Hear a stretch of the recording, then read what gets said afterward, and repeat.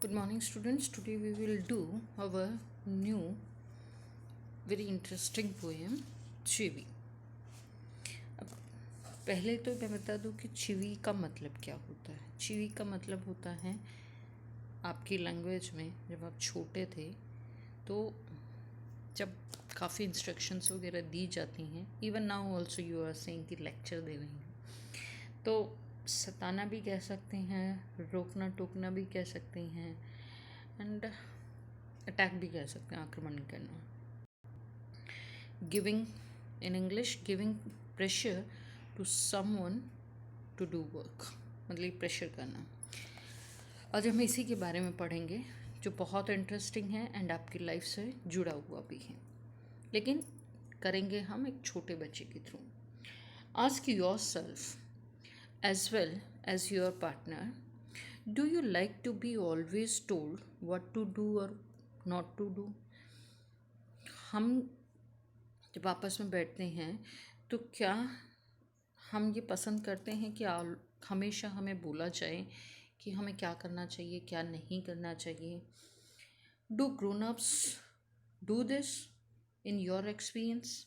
और क्या grown up means your elders, क्या तुम्हारे एल्डर्स को हमेशा तुम्हें ये बताना चाहिए, बोलना चाहिए, तो उसका एक्सपीरियंस तुम्हारे लिए क्या है, और अगर बोला है तो आप किस तरीके से. Most of you, I know that you are taking it in negative, but इसके पॉजिटिव थिंग्स भी हैं. नाउ इधर जो पोइट है उसने अपने आप को, जब वो 5 साल का था उस टाइम की फीलिंग्स को लाकर ये पोएम लिखी है. When Michael was 5 years old, his mother took him to a nearby school for admission. The teacher asked, "What does your mother call you at home?" जब वो 5 साल का था और उसकी मदर नियर बाय स्कूल में एडमिशन के लेकर गए, तो 5 साल का बच्चा मोस्टली होता है फर्स्ट या सेकेंड क्लास में.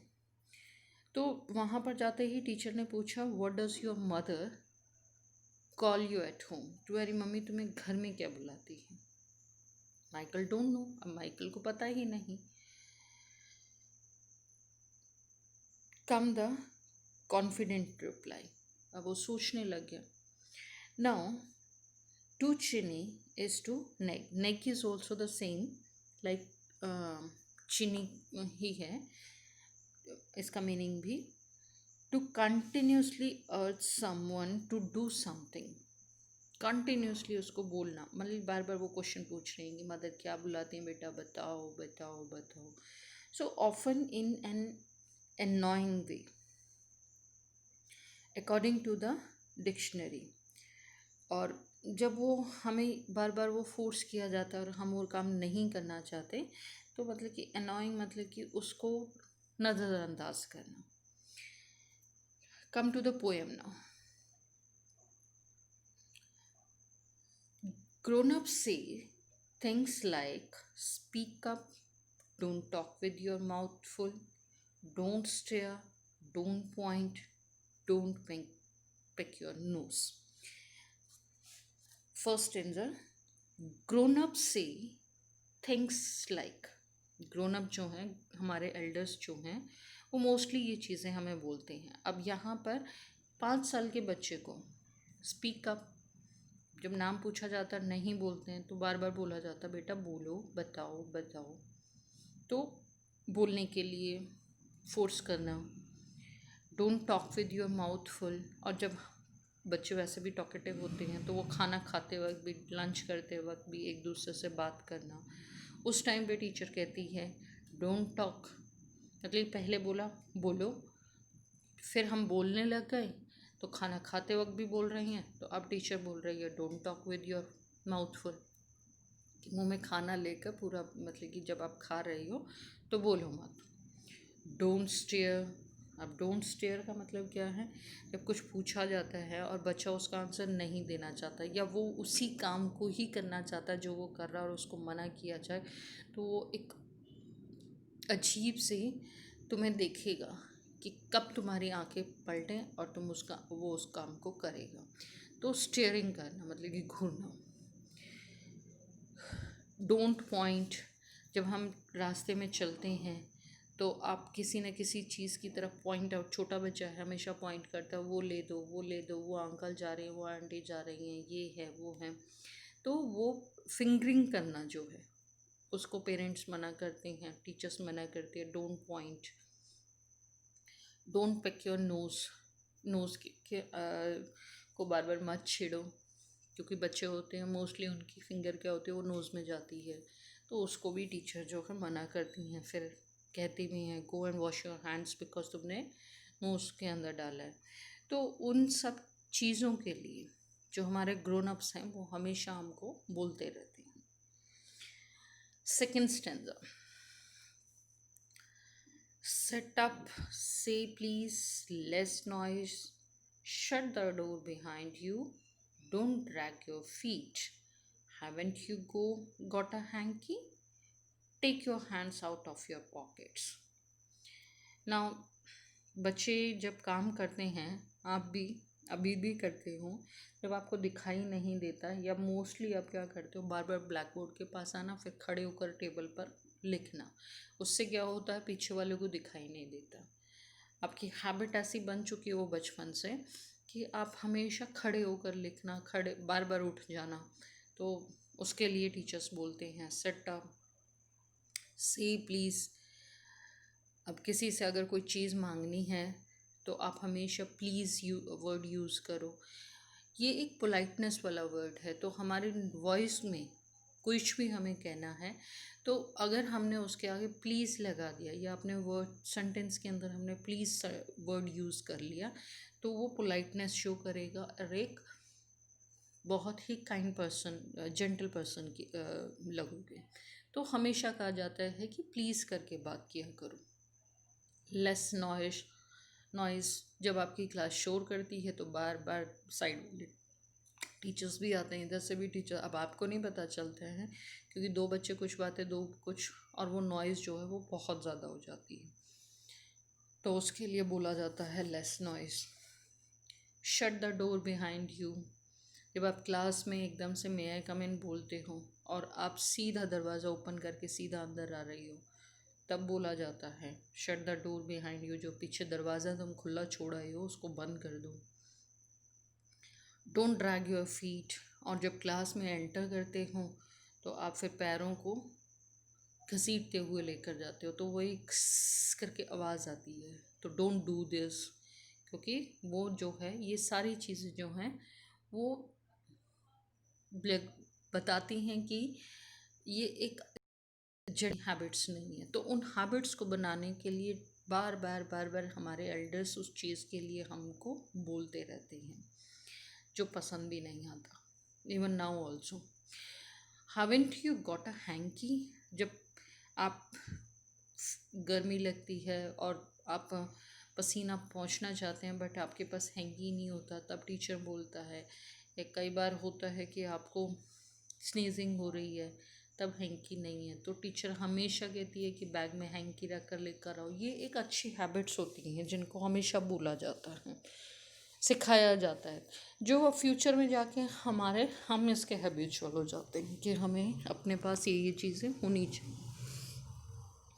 तो कहा जाता है take your hands out of your pocket. ये मोस्टली मैं भी यूज़ करती हूँ बिकॉज ये एक बुरी हैबिट है हमारे एल्डर्स के सामने पॉकेट में हाथ डालना। ये शो करता है कि you are not a good person. तो अब जब स्टडी कर रहे हों आप लोग तो कुछ अच्छी पोस्ट पर ही जाओगे, तो वहाँ पर इन मैनर्स का हमेशा ध्यान रखने के लिए कि मैनर्स शुरू से आपके अंदर हैबिट्स डाली जाती हैं कि when ever any Elder is coming in front of you तो पॉकेट में से हाथ बाहर निकालो। हम ग्रीट ना भी कर रही हों तो वो शो करता है that yes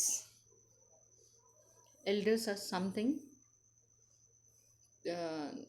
have some place in your mind. तो ये एक अच्छी हैबिट्स होती हैं। उसके बाद आता है पुल योर सॉक्स अप। अब बच्चे होते हैं, इलास्टिक ढीली हो जाती है, एक सॉक्स नीचे एक ऊपर, तो वो एक अनटाइडी ड्रेस शो करता है हमारी। तो टीचर्स हमेशा बोलती हैं pull your socks up, because आप स्मार्ट, सुंदर, ब्यूटीफुल लगने चाहिए। Stand up straight. कुछ बच्चे होते हैं बिल्कुल मतलब कि झुक कर बैठना, खड़े होते हैं तो बहुत आलसी टाइप में, मतलब एक्टिव नहीं होती बॉडी उनकी, और वो एक्टिवनेस ना होने की वजह से हमारा बॉडी पोस्चर जो है वो डिस्टर्ब हो जाता है, जिसकी वजह से हमेशा बोला जाता है stand up straight, seat straight. कई बार टीचर्स ये यूज़ करते हैं। से थैंक यू। जब भी किसी से कुछ भी आप बात कर रहे हैं, and when ever you lift him और हर, हमेशा से थैंक यू, आपसे मिलकर अच्छा लगा। या किसी से कोई चीज़ ले रहे हैं तब थैंक यू बोलो, नहीं भी दी तो भी थैंक यू बोल दो, कोई बात नहीं। Main thing, don't interrupt. Don't interrupt इसलिए बोला जाता है कि जब टीचर बात कर रहे, दो लोग बात कर रहे होते हैं एंड हम बीच में उसमें बोलते हैं, तो ना उनकी बात क्लियर हो पाती है ना हमारी बात क्लियर हो पाती है। क्लास में भी जब आंसर्स पूछे जाते हैं तो one by one we can speak, ये एक हमारी गुड हैबिट शो करता है। लेट एक पर्सन, ठीक है, आपको अगर लग रहा है कि नहीं उसके अंदर ये भी चीज़ ऐड होनी चाहिए, लेट हिम फिनिश और हर फिनिश। उसके बाद आप अपने वर्ड्स उसमें यूज डाल सकते हो कि I also want to say something. Now no one thinks you are funny. अगर ये सारी चीज़ें आप करोगे तो कोई आपको फ़नी नहीं समझेगा कि चलो ये फ़न में आप कर रहे हो या आपको पता नहीं है। ये सारी चीज़ें शो करती हैं कि आप कितने मतलब कि इनडिसिप्लिन बच्चे हो। आपने तो अभी तक कुछ सीखा ही नहीं, you are not an educated person भी हम कह सकते हैं यहाँ पे। So no one think you are funny. कोई यहाँ पर तुम्हें फ़नी नहीं समझेगा, बल्कि यहाँ पर आपको अनएजुकेटेड या इनडिसिप्लिन ही समझा जाएगा। सो इसीलिए कभी भी ऐसी चीज़ें मत करो। Take your elbows off the table. And जब भी, कई बार होता है बच्चे एल्बोज जो हैं अपने टेबल पे रख के बड़े आराम से बैठ जाते हैं, या हम किसी एल्डर के ऑफिस में एंट्री करते हैं तो वहाँ पर हम एल्बोज को रख कर बैठते हैं। So this is also very bad habit. हमें ये भी नहीं करना चाहिए। हमें अपनी एल्बोज जो हैं अपने सीनियर के सामने कभी भी टेबल पर नहीं रखनी चाहिए। We can put your our hands on our palm,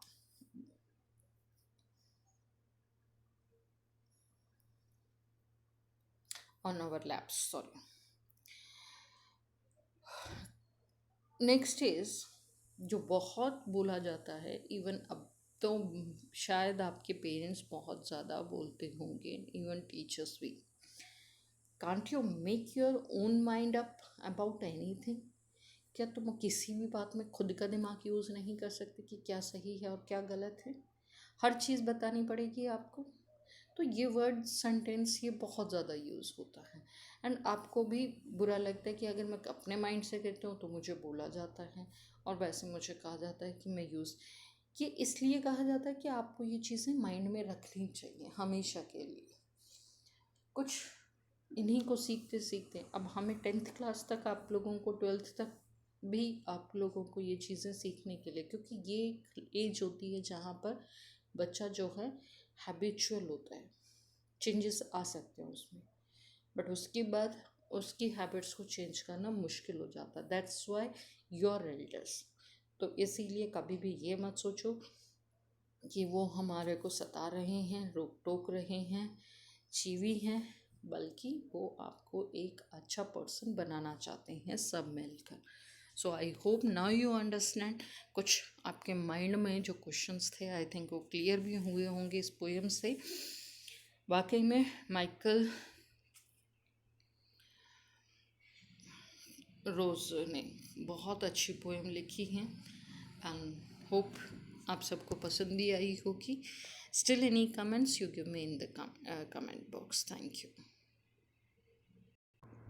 Now let's start the question answers also, on which is given on your page number 70. Our first question is, discuss these questions in small group before you answer it. आपस में भी आप discuss कर सकते हो, सोचो पहले, बाद में उसका आंसर देना। When is a grown up likely to say this? Grown ups जो हैं, एल्डर्स जो हैं, वो मोस्टली ये बातें कब कहते हैं? Don't talk with your mouth full. ये बात कब कही जाती है?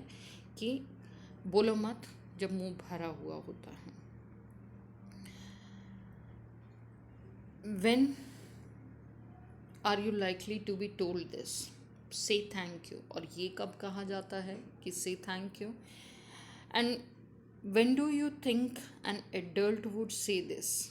और ये कब कहते हैं adults आपको? No one thinks you are funny। कोई ये नहीं सोचेगा कि ये तुम फन के लिए कर रहे, थोड़ा सा हंसी मजाक लाने के लिए कर रहे हो। तो ये सेंटेंसेस कब कब बोले जाते हैं, कब कब कहा जाता है? Come to the solution. The grown-ups are likely to tell the children not to talk while their mouth is full of food। Grown ups जो हैं, एल्डर्स जो हैं, चिल्ड्रंस को ये बात तब बोलते हैं जब हमारा माउथ जो है वो फूड से भरा होता है, जब हम खाना खा रहे होते हैं, उस टाइम पे हमें कहते हैं don't talk while your mouth is full of food. The children are likely to be reminded to say thank you. और चिल्ड्रंस को ये रिमाइंड किया जाता है saying thank you when they receive a gift और अ फेवर फ्रॉम समवन। या तो वो किसी से गिफ्ट ले रहे हैं या कोई उनकी हेल्प कर रहा है, फेवर कर रहा है, कोई भी, तो उसको थैंक यू बोलना। नेक्स्ट है, adults are likely to tell children no one think you are funny. कोई तुम्हें ये नहीं सोचेगा कि तुम ये सिर्फ फन के लिए कर रहे हो। When the children are too shy to speak और परफॉर्म बिफोर द अदर्स। जब बच्चा बहुत ज़्यादा शाई होता है और टू स्पीक और परफॉर्म बिफोर द अदर्स, दूसरे बात कर रहे हैं, उनसे पहले ही उछलकर उस चीज़ को बोलना, मतलब कि इंटरप्ट करना, तो वो तुम्हारे फन के लिए नहीं है, बल्कि वो तुम्हारी एक बैड हैबिट शो करता है। Come to the question number 2। The last line, 2 lines of the poem are not prohibitions और इंस्ट्रक्शंस। लास्ट 2 लाइन्स जो हैं वो ना तो कोई उसके अंदर इंस्ट्रक्शन दे रहा है हमें, और ना ही वो किसी चीज़ को रोका टोकी हो रही है। What is the adult now asking the child to do? यहाँ पर एडल्ट जो है वो बच्चे को क्या करने के लिए बोल रही हैं? Do you think the poet is suggesting that this is unreasonable and why? क्या तुम्हें ये लगता है कि पोइट ने जो ये सजेस्ट किया है वो अनरीजनेबल है? जैसे हमारी लाइन है, कौन सी लाइन थी लास्ट वाली? Can't you make your own mind up about anything? तो क्या ये अनरीजनेबल है? क्या ये नहीं कहना चाहिए? एंड क्यों नहीं कहना चाहिए? Come to the solution. The adult is now asking the child to think independently। यहाँ पर adult हमसे ये चाहता है कि अब हमें कुछ अपने माइंड को भी यूज़ करना चाहिए, मतलब हमें इंडिपेंडेंटली कुछ वर्क्स खुद से करने चाहिए। The point finds this entirely unreasonable. यहाँ पर पॉइंट जो है वो अनरीजनेबल इसको मान रहा है, because the young child has not been train to use his mind. क्योंकि उसको तो हमने, जो यंग चाइल्ड है उसको ट्रेन ही नहीं किया कि वो अपने माइंड से कुछ सोच सके, बार बार उसको इंस्ट्रक्शंस दी हैं हमने। He has only been train to follow the instructions. उसको हमेशा हमने सिर्फ ऐसा बनाया है कि वो फॉलो करेगा इंस्ट्रक्शंस को जो एडल्ट्स उसको दे रहे हैं, गिवन बाय द एडल्ट्स। इसीलिए अनरीजनेबल पोइट ने यहाँ पर बताया है। Question number 3। Why do you think grown-ups say the kind of things mentioned in the poem? Is it important that they teach children good manners and how to behave in public? जो grown ups हैं, जो elders हैं, इसमें kind of things उन्होंने बहुत सारी mention की है इस पोएम में, लेकिन is it important that they teach children good manners? क्या ये इम्पॉर्टेंट है बच्चे को गुड मैनर्स सिखाने के लिए, and how to behave in public, और किस तरह से पब्लिक के अंदर उनको बिहेव करना चाहिए? Our answer is the adults constantly give instructions to their children for various reasons. Adults जो हैं, एल्डर्स जो हैं, वो कंटिन्यूसली, कॉन्स्टेंटली मतलब हमेशा इंस्ट्रक्शंस देते हैं अपने बच्चों को वेरियस रीजंस के लिए. They try to train them to behave in a decent. वो उनको ट्रेन करना चाहते हैं कि वो डिसेंटली बिहेव करें, वेल मैनर्ड रहें, and sophisticated way. Sophisticated way मतलब कि बार बार अगर उनको बोला जाएगा, तो अगर एक जगह पर उन्होंने गलती की और वहाँ पे इंस्ट्रक्शन मिली है, तो नेक्स्ट टाइम उसको करते वक्त उसके माइंड में एक बार ज़रूर थोड़ा सा वो सोचेगा कि इसके लिए ये बोला था रे, वैसे ही करना है, और वो धीरे धीरे एक हैबिचुअल होता चला जाएगा. This however robes away their child like innocence. इस तरीके से उसकी जो चाइल्ड लाइक इनोसेंट थी, मतलब कि जो बचपना था, वो सीख सकेगा कि कौन सी चीज़ें अच्छी हैं और कौन सी नहीं हैं, उसको किस तरह से बिहेव करना चाहिए, किस तरह के मैनर्स उसको अडॉप्ट करने चाहिए. Come to the question number 4. If you have to make some rules for grown ups to follow. अगर आप कुछ रूल्स बनाते हो एल्डर्स के लिए फॉलो करवाने के लिए, what would you say? This question is for you children. Make at least 5 such rules. ऐसे 5 रूल्स आपने बनाने हैं. Arrange the lines as in a poem. उनको फिर पोएम में अरेंज करना है. कुछ मैंने भी आप लोगों के लेवल तक आकर कुछ यहाँ पे लिखा है. सॉल्यूशन है, don't dictate and impose your rules. Bar bar dictate मत करो या उनको बार बार इम्पोज मत करो रूल्स को. Your ways and thinking is different from ours, and so are in the times. जो your way of thinking, जो आपका way of thinking है, that is different from ours. वो हमारे लिए बहुत different है. and so are the times. क्योंकि तुम्हारे टाइम में जो इंस्ट्रक्शंस तुम्हें मिली वो आज सेम नहीं हो सकती. Don't talk over the phone while eating. आप भी जब हमें ये कहते हो कि हमें खाना खाते वक्त बात नहीं करनी चाहिए, तो आप भी जब फ़ोन कॉल करते हो तो आपको भी खाना नहीं चाहिए. Please spend some time with us. आजकल हमारे एल्डर्स के पास टाइम नहीं होता क्योंकि भाग दौड़ की ज़िंदगी है, तो हर कोई बिज़ी रहता है अपनी लाइफ में. हर चीज़ को सेटल करने के लिए दोनों पेरेंट्स वर्किंग हैं, तो यहाँ पर बच्चा भी चाहता है कि कुछ टाइम पेरेंट्स उसके साथ, उसके एल्डर्स जो हैं वो कुछ टाइम उसके साथ स्पेंड करें.